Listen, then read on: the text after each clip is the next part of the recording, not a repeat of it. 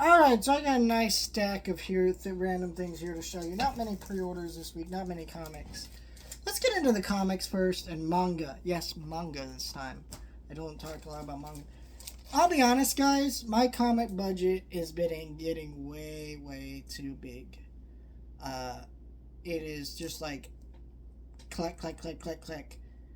And I just can't do it anymore, so I cut some things. And it allowed me to really focus on some things that I really want. Like Adventure Time, I love these. I read these. Adventure Time issue number 7. I got Toxic Crusaders issue number 2. So I got that. And we got Teen Titans Go issue number 9. That's it. That's all I got. I had 2 other things I could have grabbed. There were a couple Superman books that I was reading that I just cut off my list. And I said, look, I'm not really enjoying it. If I really want to read it later, I'll just buy the trade. And that's where I'm gonna get with some of these things, just cutting things that I'm just collecting just to collect. You know, I was reading them, but I wasn't invested in them, so I just need to do that, and I'm gonna work on that. So we have a couple other books here that I grabbed. 2 of these are pre-orders.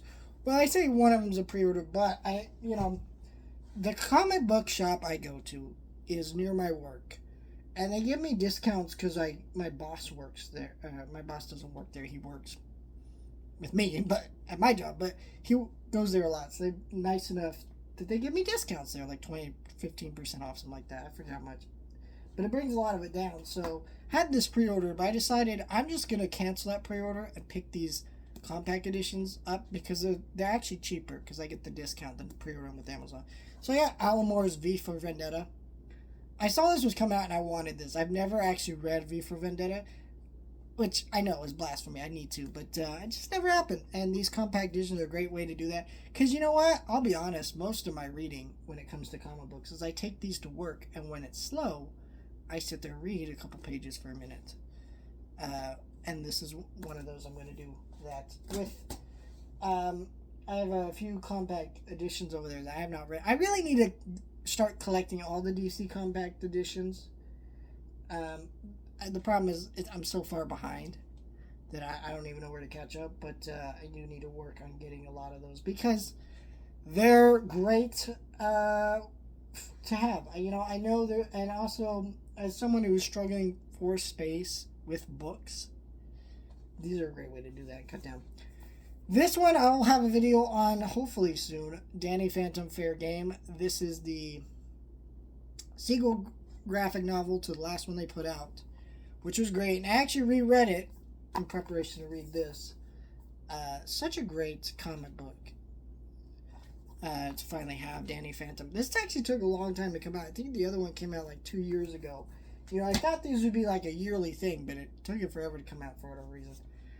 Ultraman Spider-Man Volume 1. So this was $10, a manga that I recently found out about. I need to read it. I want to get more into manga and stuff like this that's $10, easy to read, is the way I'm choosing to do that. I might try to get like one new manga a month. I'm not sure if I will. I feel like what I need to do that is I need to go to Barnes & Noble or some place like that once a month. Just dig around for stuff. It's something I need to do, but I'll figure out what I'm going to do with that. And now we'll get into the 2 movies I got. That's right, 2. I didn't really grab a lot. Because also I'm just trying to budget a little bit better, and this is a great way to do that. And pick up some titles that I just need to get because they're on sale.